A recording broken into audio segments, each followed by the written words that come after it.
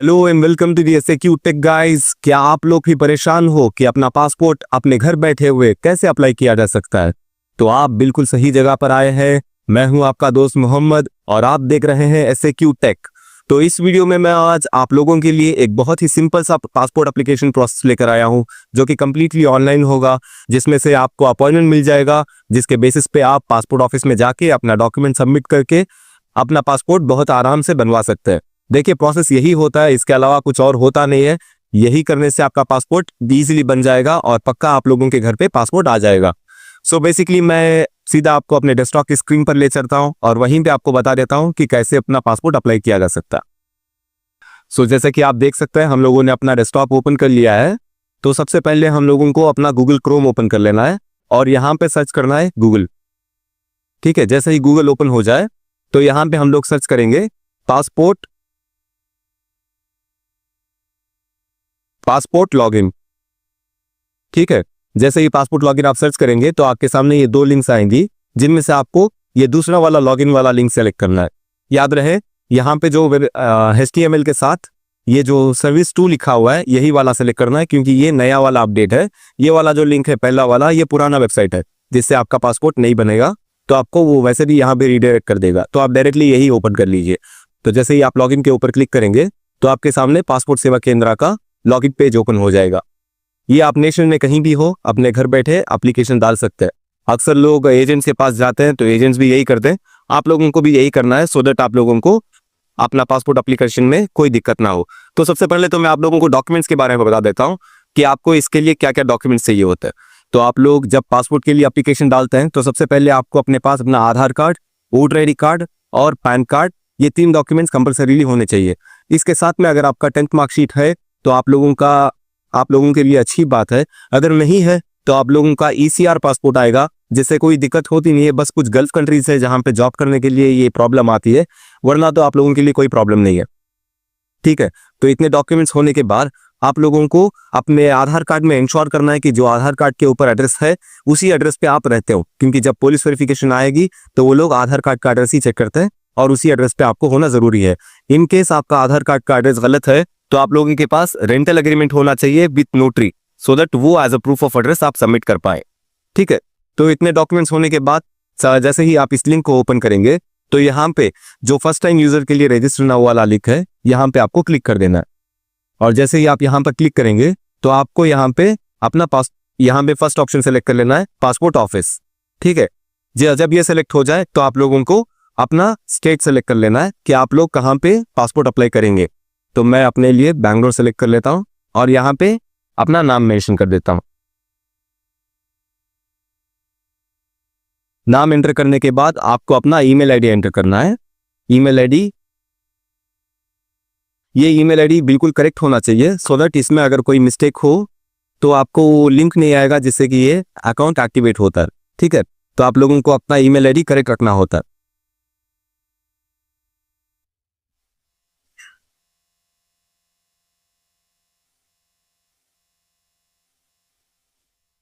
यहाँ पे नीचे आप देख सकते हैं, do you want to log in to the same email ID.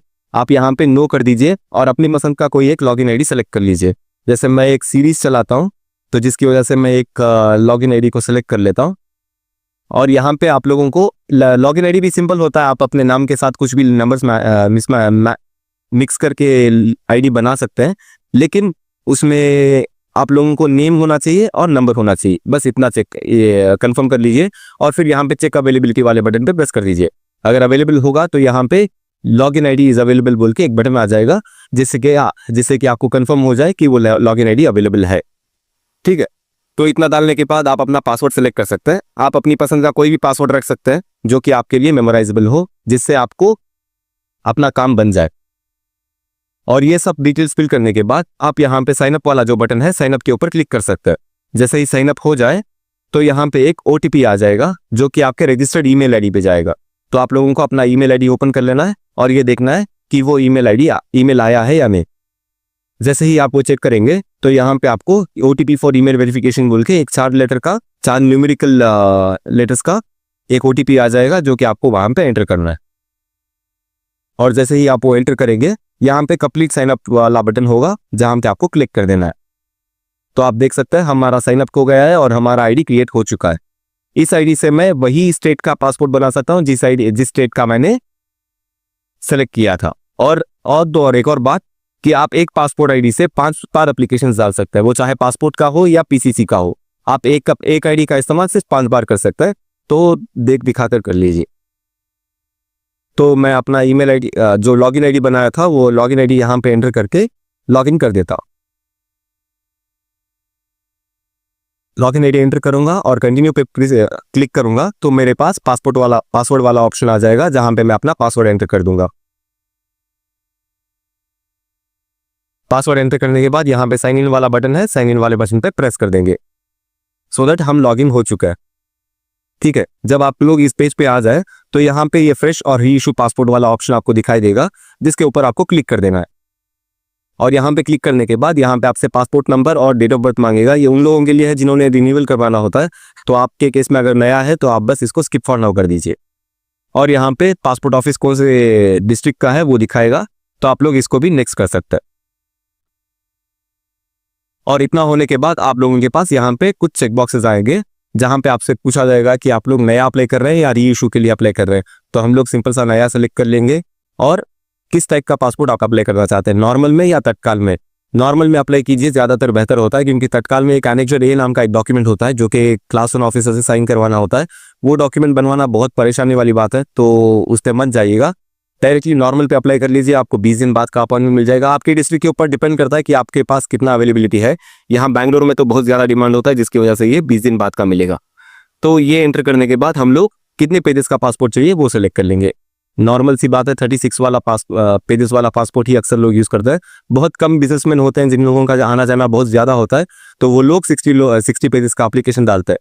In case अगर आप गलती से यहाँ पे कुछ मिस्टेक कर भी दें तो आप जब पासपोर्ट ऑफिस जाएंगे तो वहाँ पे बात करके आप लोग चेंजेस करवा सकते हैं, उसका उतना टेंशन नहीं होता। तो आप लोग अपना एप्लीकेशन खुद ही डालिए। तो जब ये हो जाए तो आप यहाँ पे जो सेव एंड नेक्स्ट वाला बटन है उस पर क्लिक कर दीजिए। और ये एंटर करने के बाद आपको यहाँ पे अपना नाम मेंशन करना है। यहाँ पे आपको 2 नाम आएंगे, गिवन नेम और सरनेम। तो जिन लोगों का सरनेम होता है वो लोग अगर अलग से सरनेम मेंशन कर सकते हैं, जिनका नेम के बाद सरनेम होता है। लेकिन मैं जो अभी एप्लीकेशन डाल रहा हूँ उसका सरनेम पहले है, तो मैं गिवन नेम के अंदर ही सारा डिटेल्स फिल कर दूंगा।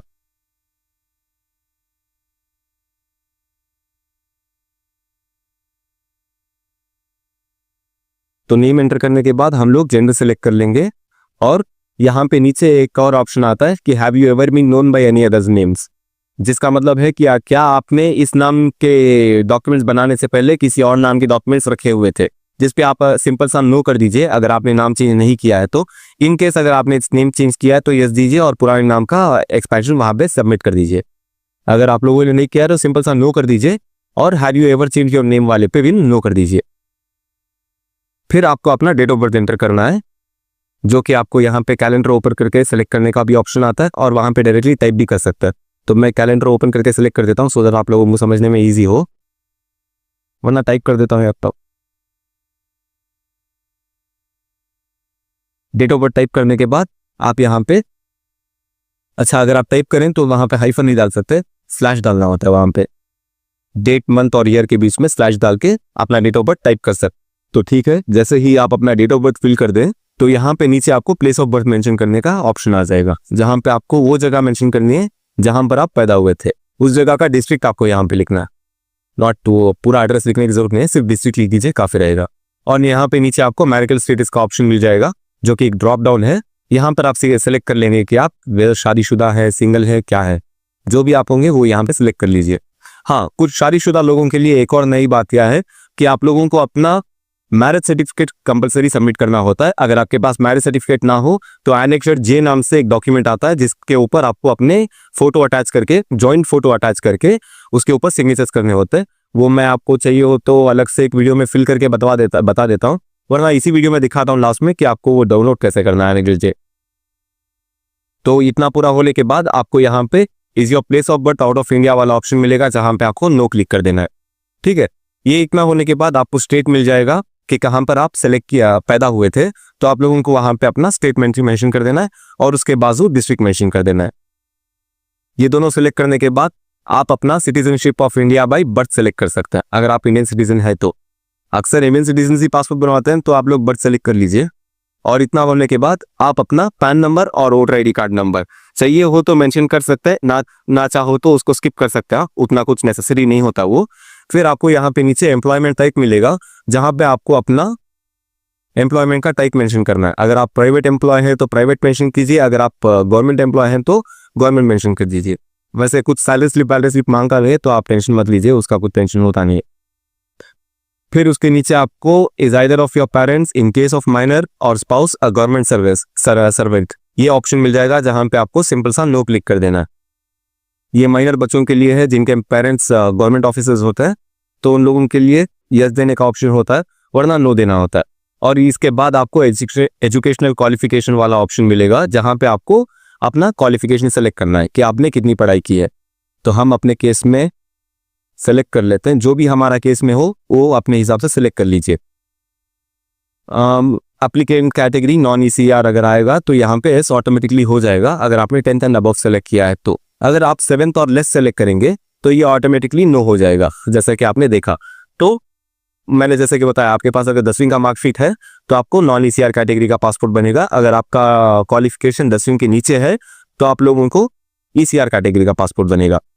फिर यहाँ पे विजिबल डिस्टिंग्विशिंग मार्क मांगता है, जी इसकी जरूरत नहीं होती, वही आपको कोई मोल है या कुछ मार्क है आपकी बॉडी पे वो मेंशन करना होता है वहाँ पे, उसका कुछ कंपलसरी नहीं होता, तो आप वो छोड़ सकते हैं। और उसके नीचे आपको अपना आधार नंबर मेंशन कर देना। आधार नंबर वही डालिएगा 12 डिजिट वाला जो आपके आधार कार्ड के ऊपर लिखा होगा, वो एंटर करने के बाद यहाँ पे आपको एक डिक्लेरेशन आएगा, जिसके लिए आई एग्री यस और नो का ऑप्शन मिलेगा आपको यहाँ पे जो ये नो वाला बटन दिख रहा है ना, इसको क्लिक नहीं करना है, आपको यस वाले बटन पे प्रेस करना है। ठीक है, इतना एंटर करने के बाद आपको यहाँ पे सेव एंड नेक्स्ट वाला बटन मिल जाएगा, जिसके ऊपर आप प्रेस कर दीजिए। फिर आपको आपके पेरेंट्स का डिटेल्स मांगा जाएगा, जहां पे आपका फादर का नेम, मदर का नेम और गार्डियन का नेम, इन केस आप ऑर्फन है तो आप अगर अपने पेरेंट्स का डिटेल सबमिट कर सकते हैं तो अपने पेरेंट्स का नाम मेंशन कर दीजिए।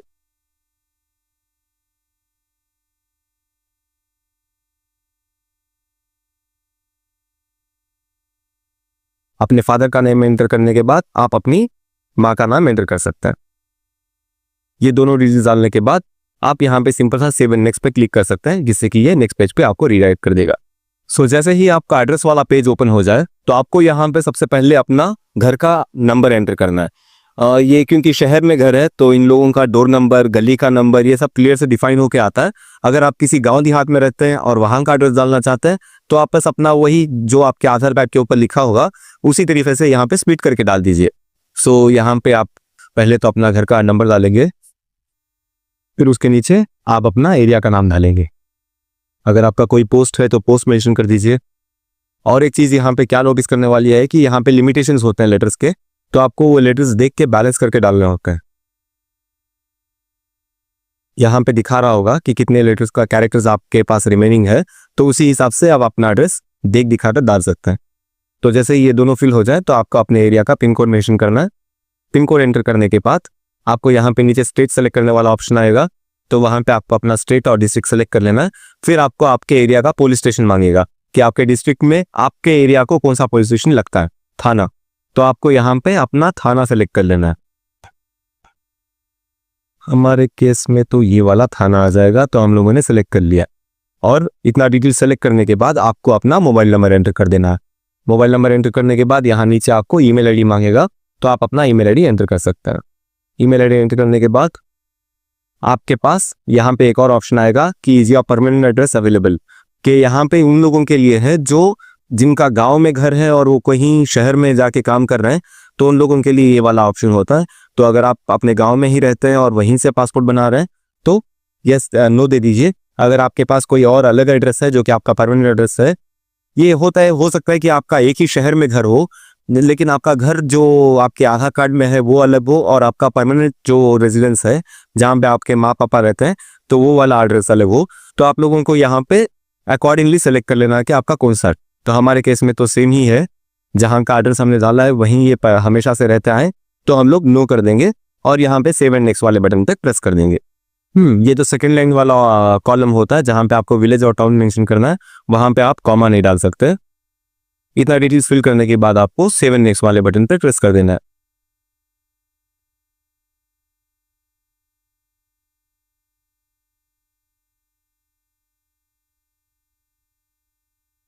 ओके, तो यहाँ पे हमने करेक्शन से कुछ वो करेक्शन कर लिए हैं और अगला बटन सेव एंड नेक्स्ट वाला क्लिक करेंगे तो ये अगले पेज पे मूव हो जाएगा। मूव होने से पहले यहाँ पे एक नोटिफिकेशन आएगा कि क्या आपको ये डिटेल सेव रखनी है, तो आप बस उसको ओके कर दीजिए। तो ये ओके करने के बाद आपको यहाँ पे नेम एंड एड्रेस मांगेगा, जहाँ पे आप अपने किसी एक रेफरेंस का नेम और एड्रेस डालेंगे, जिसके बाद उसके नीचे मोबाइल नंबर डालेंगे। ये एक इमरजेंसी कॉन्टैक्ट टाइप का है। अगर आप लोगों के पास कोई फैमिली मेंबर है जिनका आप इमरजेंसी कॉन्टैक्ट देना चाहें तो वो यहाँ पे आप मेंशन कर सकते हैं। ये कंपलसरी होता है, आपको देना ही होता है, तो आप अपनी मर्जी से किसी का भी सिलेक्ट कर सकते हैं। ये डालने के बाद आपको यहाँ पे उसी के बाजू एड्रेस मेंशन करना होता है, तो आप एड्रेस भी वहीं पे एंटर कर लीजिए और एड्रेस एंटर करने के बाद नीचे मोबाइल नंबर टाइप कर सकते हैं। हमने एड्रेस टाइप कर दिया है, यहाँ पे नीचे मोबाइल नंबर एंटर कर देता है इमरजेंसी कॉन्टैक्ट का। आप अपने फैमिली में से किसी को भी दे सकते हैं, आप अपने माँ पापा या भाई बहन किसी को भी अपना इमरजेंसी कॉन्टैक्ट बना सकते हैं। ये डिटेल्स फिल करने के बाद आप सिंपल सा ये सेव एंड नेक्स्ट वाला जो बटन है उस पर प्रेस कर दीजिए, सो दैट ये अगले पेज पे मूव हो जाए। और यहाँ पे आपको जो ऑप्शन आएगा, यहाँ पे बस सिंपल सा हर एक ऑप्शन को नो ही कीजिए, क्योंकि मेजॉरिटी लोगों का नो होता है, तो आप भी नो कर दीजिए। क्योंकि वरना आपको अगर कोई है कि आपका कोई आइडेंटिटी सर्टिफिकेट है या कोई प्रीवियस पासपोर्ट या डिप्लोमेटिक पासपोर्ट है आपका, अगर आपके पास डिप्लोमेटिक पासपोर्ट होता तो आप ये वीडियो देख ही नहीं होते, तो आप लोगों के लिए भी नो है। तो और यहाँ पे एक और ऑप्शन आएगा, have you ever applied for passport but not issued. ये उन लोगों के केस में है जिन्होंने पहले पासपोर्ट के लिए अप्लाई किया था, लेकिन किसी कारणवश उनके पासपोर्ट को इशू नहीं किया गया, तो वो लोग येस देंगे और अपना पुराना फाइल नंबर और डेट ऑफ अप्लाई मेंशन करेंगे और किस पासपोर्ट ऑफिस से अप्लाई किया था वो पासपोर्ट ऑफिस मेंशन करेंगे यहाँ पे। तो आप लोगों के केस में ये न्यू ही होगा, फर्स्ट टाइम होगा, तो आप लोग नो देंगे और सिंपल सा सेव एंड नेक्स्ट वाले बटन पर प्रेस कर देंगे। और फिर यहाँ पे जो कॉलम आता है, यहाँ पे आपको आपसे जितने भी पुलिस केसेस हैं उनके बारे में पूछा जाता है कि क्या आपके ऊपर कोई वारंट है या कोई केस चल रहा है जो आपके लिए पेंडिंग है। तो ये सिंपल सा सबके लिए नो ही होता है, तो आप भी नो कर दीजिए। जितने नो होंगे सभी के सभी, ऊपर से लेके नीचे तक।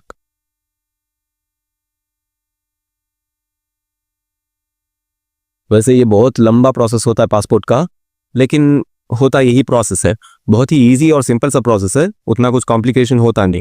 जब आप वो सारे एप्लीकेशंस फिल कर देंगे तो आपके पास यहाँ पे एक सैम्पल पासपोर्ट आ जाएगा, जिसके ऊपर आपका नेम, आपके सिटीजनशिप, आपका डेट ऑफ बर्थ, आपका प्लेस ऑफ बर्थ, आपके पिता का नाम और आपके माँ का नाम, ये सारा मेंशन हो जाएगा। और नीचे वाले हिस्से में आपका एड्रेस मेंशन हो जाएगा। ये बेसिकली पासपोर्ट का ही एक रेप्लिका है जो आपको पहले दिया जाता है एज ए सैम्पल, कि आप पढ़ लें और कंफर्म कर दें कि आपका डिटेल सही है क्या। ये जो एरिया है यहाँ पे आपका फोटो आएगा, जो वो लोग पासपोर्ट ऑफिस में क्लिक करेंगे। आपको अपना फोटो कुछ कैरी करने की जरूरत नहीं होती। और यहाँ पे आपका सिग्नेचर आएगा, जो कि आप अपने पासपोर्ट ऑफिस में जब जाएंगे तो वो लोग वहाँ पे सिग्नेचर लेके स्कैन करके अपलोड कर देंगे इसको। तो यहाँ पे कुछ अपलोड करने की जरूरत नहीं होती है, तो उतना कुछ टेंशन लेने का है नहीं इसमें। फिर आप यहाँ पे देख सकते हैं, ये जो पहला वाला इतना हिस्सा है ये आपके पासपोर्ट का फर्स्ट पेज होता है, और यहाँ पे जो नीचे वाला हिस्सा है ये आपके पासपोर्ट का लास्ट पेज होता है, जहाँ पे फाइल नंबर आएगा। तो आप लोग इसको पढ़ लीजिए। अगर सब डिटेल सही है तो यहाँ पे I agree to the information and particulars to be true and correct, ये वाला जो चेक बॉक्स है इस पे क्लिक कर दीजिए और सेव एंड नेक्स्ट वाला बटन प्रेस कर दीजिए। जैसे ही आप इसको नेक्स्ट करेंगे तो आपसे यहाँ पे प्रूफ ऑफ बर्थ मांगा जाएगा, जिसमें आप अपना कोई भी डॉक्यूमेंट्स मेंशन कर सकते हैं। जैसे आपके पास अगर आपकी जन्म प्रमाण पत्र है तो वो डाल सकते हैं, आपका इलेक्शन आईडी डाल सकते हैं, आपका डीएल डाल सकते हैं या पैन कार्ड डाल सकते हैं। हम लोग अपने केस में पैन कार्ड डाल देते हैं। अक्सर लोगों का PAN card as a proof of date of birth बहुत अच्छा डॉक्यूमेंट होता है। और एज अ एड्रेस प्रूफ आप अपना आधार कार्ड सेलेक्ट कर लीजिए। अगर आपके पास आधार कार्ड नहीं है तो भी आप पासपोर्ट बना सकते हैं, बस आधार कार्ड को रिप्लेस करके कोई एक रेंटल एग्रीमेंट बना लीजिए as a proof of address, ठीक है। लेकिन पैन कार्ड और वोटर आईडी कार्ड ये दो डॉक्यूमेंट होने जरूरी है, as a proof of identity और as a proof of date of birth. ये सब होने के बाद यहाँ पे आपको एक और डिक्लेरेशन आएगा, जिसपे आपको आई एग्री वाले चेकबॉक्स पे क्लिक कर देना है और नीचे आपको अपना प्लेस ऑफ एप्लीकेशन, जहां से आप एप्लीकेशन डाल रहे हैं वो प्लेस यहाँ पे मेंशन कर देना है। इतना डिटेल्स मेंशन करने के बाद आप यहाँ पे सबमिट वाला जो बटन है उस पर क्लिक करेंगे और ये एप्लीकेशन टोटली सबमिट हो जाएगा, ठीक है। इतना होने के बाद आपके पास यहाँ पे एक एप्लीकेशन रेफरेंस नंबर आएगा और यहाँ पे दिखाएगा कि आपको वेदर पे करके अपॉइंटमेंट शेड्यूल कर लेना है या सिर्फ रेसिप्ट प्रिंट करना है। तो हम लोग अभी के अभी ये फाइल पूरी क्लोज कर देंगे, तो हम लोग पे एंड शेड्यूल के ऊपर क्लिक कर देते हैं। तो जब ये पेज ओपन हो जाए, यहाँ पे आपको सबसे पहले तो दिखाएगा कि आपके डिस्ट्रिक्ट में आपके लिए कौन सा पासपोर्ट ऑफिस अवेलेबल किस डेट पर है। यहाँ पे आप डेट्स देख सकते हैं कि आपके लिए नियरेस्ट अवेलेबल डेट कौन सा है, और यहाँ पे आप अपने पासपोर्ट ऑफिस का नाम देख सकते हैं। इस नाम को अगर आप गूगल पे सर्च करेंगे तो आपको उसका पूरा एड्रेस मिल जाएगा। तो हमारे केस में ये वाला हमारा नियरेस्ट पासपोर्ट ऑफिस है और इसी का हमें अपॉइंटमेंट चाहिए। भले ही डेट थोड़ा दूर का है, लेकिन कोई बात नहीं, यही क्योंकि अवेलेबल है और यही नियरेस्ट है, तो हम लोग इसी का अवेलेबल अपॉइंटमेंट लेंगे। यहाँ पे जब ये ड्रॉप डाउन ओपन करेंगे तो आपको दिखाया जाएगा कि कौन सा वाला आप सिलेक्ट करना चाहते हैं। तो आप वही नाम जो यहाँ पे आप देखें वो यहाँ पे सिलेक्ट कर लीजिए, और उसके बाद आपको यहाँ पे चेक डाउन आएगा, ड्रॉप डाउन आएगा, जिसके ऊपर आपको कंफर्मेशन मांगा जाएगा, और आप इसको सिंपल सा कंफर्म कर लीजिए और फिर इसको लोड होने दीजिए। जिसके बाद आपको यहाँ पे डेट्स का ऑप्शन आएगा। आप यहाँ पे कैलेंडर ओपन करके देख सकते हैं कि उस महीने में कौन से डेट्स अवेलेबल है। ये जो भी जितने भी डेट्स ग्रीन में है वो सारे अवेलेबल डेट्स हैं, इनमें से कोई भी आप सेलेक्ट कर सकते हैं। ये 8 तारीख नियरेस्ट डेट है और 14 तारीख फर्देस्ट डेट है ये। तो हम लोग नियरेस्ट डेट को सिलेक्ट करेंगे और मेक पेमेंट वाले बटन पे प्रेस करेंगे, जिसके बाद फिर से आपको कंफर्मेशन मांगा जाएगा और उसके ऊपर भी आप ओके कर दीजिए। उसमें कुछ पढ़ने जैसा कुछ होता नहीं, तो टेंशन मत लो, पढ़ो ना तो ही चलेगा। और फिर इसके बाद आपको मेक पेमेंट वाला पेज आएगा और यहाँ पे एक रेसिप्ट आएगा कि कौन पे कर रहा है, किस लिए पे कर रहा है। सर्विस टाइप फ्रेश पासपोर्ट है, type of application normal application है। जिसके बाद आपको यहाँ पे दिखाया जाएगा कि आपको 1500 रुपया पे करना है और आपका कॉन्टैक्ट नंबर यहाँ पे नीचे आ जाएगा। आप यहाँ पे अपना 1500 का पेमेंट नीचे पे नाउ वाले बटन पे प्रेस करके कर सकते हैं। और जैसे ही आप पे नाउ के ऊपर प्रेस करेंगे, आपके सामने ये बैंकिंग पेज ओपन हो जाएगा, जिसमें से आपको यूपीआई सेलेक्ट कर लेना है। यूपीआई सेलेक्ट करने के बाद नीचे एक क्यूआर कोड वाला ऑप्शन होगा, जिसके ऊपर आप क्लिक करके यहाँ पे देख सकते हैं कि इसका क्यूआर कोड ओपन हो जाएगा। सब कुछ खुद से होता है, ऑटोमेटिक होता है, आपको बस वो छोटे छोटे बटन्स प्रेस करने होते हैं। तो आप लोग जैसे ही क्यूआर कोड ओपन हो जाए, उसको अपने फोन पे से स्कैन करके अपना यूपीआई पिन एंटर करके पेमेंट को सक्सेसफुल कर सकता है। जैसे ही पेमेंट हो जाए, ज़्यादा से ज़्यादा ये 30 सेकेंड्स के लिए वेट करवाएगा। 30 सेकेंड्स के बाद आप देखिए मेरे हाथ ऊपर है और ये खुद से चेंज हो जाएगा और ये अगले पेज पे रीडायरेक्ट हो जाएगा। तो देखिए पेमेंट किए हुए ऑलरेडी 5 सेकेंड्स भी नहीं हुए और ये पेमेंट कंफर्म हो गया और सक्सेसफुल हो गया है। जैसे ही आप पेमेंट को कंफर्म करें तो आपके पास ऑप्शन आएगा कि आप अपना डेट देख सकते हैं और टाइम देख सकते हैं। हम लोगों ने 8 तारीख का अपॉइंटमेंट लिया था, यहाँ पे देख सकते हैं आप अपॉइंटमेंट डेट, जो कि 8 तारीख अक्टूबर की है, और नीचे उसका टाइम रहेगा कि आप लोगों को किस टाइम पे पासपोर्ट ऑफिस विजिट करना है, सो दैट आप अपने डॉक्यूमेंट्स वहाँ पे प्रेजेंट कर सके। तो यहाँ पे 2:45 से 3 बजे तक का अपॉइंटमेंट है। जब आप पासपोर्ट ऑफिस के अंदर एंटर करेंगे तो आपका काम 1-1.5 घंटे में होगा, वो अलग बात है, लेकिन जैसे ही आप ये डिटेल सबमिट कर दें तो आपके पास ये डेट और टाइम आ जाएगा। और यहाँ पे आपको प्रिंट एप्लीकेशन रिसिप्ट वाला ऑप्शन है, जो कि आपको क्लिक करना है, और नीचे प्रिंट एप्लीकेशन रिसिप्ट वाला ऑप्शन है, इसके ऊपर क्लिक करके अपना एक्नॉलेजमेंट देख लेना है। इसके ऊपर भी सेम आपका अपॉइंटमेंट नंबर रहेगा, एप्लीकेशन रेफरेंस नंबर, और यहाँ पे आपको अपना टाइम और डेट दिखाएगा, जिसको आप स्क्रॉल डाउन करके नीचे से प्रिंट कर सकते हैं डायरेक्टली। प्रिंट करने के बाद, प्रिंट वाले बटन पे प्रेस करने के बाद एक पीडीएफ डाउनलोड हो जाएगा, जिसको आप कभी भी बाद में किसी भी साइबर सेंटर जाके 5 रुपया देके प्रिंट आउट ले सकते हैं। उतनी बड़ी कुछ बात होती नहीं है वो। ठीक है, इतना हो गया आपका पासपोर्ट एप्लीकेशन का प्रोसेस कंप्लीट। मैं आपको जो एनेक्सर जे बताया था मैंने, उसके बारे में दिखा देता हूँ। आपको सिंपल सा गूगल में आना है, एनेक्सर जे टाइप करना है और इसके लिए एंटर दबा देना है। फिर आपको पासपोर्ट सेवा का ही एक वेबसाइट आएगा, जिसमें आपको एनेक्सर जे दिखाया जाएगा, जिसमें से आप डाउनलोड करके इसको फिल करेंगे। यहाँ पे आप अपने नेम्स फिल करेंगे और नीचे एक जॉइंट फोटो लगाएंगे। ये जो कपल वाली फोटो होती है ना, दोनों बाजू बाजू लग के खड़े हुए होते हैं, वो वाली फोटो लगा के जिधर हस्बैंड की फोटो है उसके ऊपर हस्बैंड सिग्नेचर करेगा, जहाँ पे ब्राइड है वहाँ पे ब्राइड का सिग्नेचर किया जाएगा, और जिस जगह पे आप सबमिट कर रहे हैं एप्लीकेशन, उस जगह का यहाँ पे फिल करके, जिस डेट पे आप सबमिट करने वाले हैं वो डेट फिल करके उन दोनों का नाम यहाँ पे एंटर कर देना, फिर आधार नंबर यहाँ पे एंटर कर देना। इतने डिटेल्स फिल होने के बाद आप ये वाला acknowledgement as a lieu of marriage certificate अपने पासपोर्ट ऑफिस में सबमिट कर सकता है। ये देख लीजिए, joint declaration in lieu of marriage certificate. Marriage certificate की गैर हाजिरी में आप इस डॉक्यूमेंट को as a marriage certificate passport office में सबमिट करेंगे, सो दैट आपके वाइफ का नाम आपके पासपोर्ट में आ जाए या हस्बैंड का नाम आपके पासपोर्ट में आ जाए। ये हस्बैंड या वाइफ डिपेंड होता है कि किसका पासपोर्ट बनाया जा रहा है, ठीक है, बेसिकली आपके स्पाउस का। तो इतना हो गया आपका कंप्लीट एप्लीकेशन पासपोर्ट वाला कंप्लीट। इसके अलावा अगर आपको कुछ क्वेश्चंस हैं तो मैं अपना ईमेल आईडी नीचे अपने डिस्क्रिप्शन बॉक्स में डाल देता हूं, आप मुझे अपने ईमेल आईडी के थ्रू कनेक्ट कर सकते हैं और मुझसे कोई भी सवाल पूछ सकते हैं। अगर कुछ और भी सवाल हो तो मुझे कमेंट बॉक्स में लिख दीजिए, मैं कमेंट बॉक्स पढ़ते रहता हूं, तो आप लोगों का सवाल पढ़ लूँगा और किसी ना किसी दिन उस सवाल के ऊपर वीडियो बना दूंगा जैसे ही टाइम अवेलेबल हो। श्योर, इतना हो गया हमारा काम पासपोर्ट एप्लीकेशन वाला। आज के लिए इतना ही, फिर मिलते हैं अगले एपिसोड में। जब तक के लिए बाय बाय।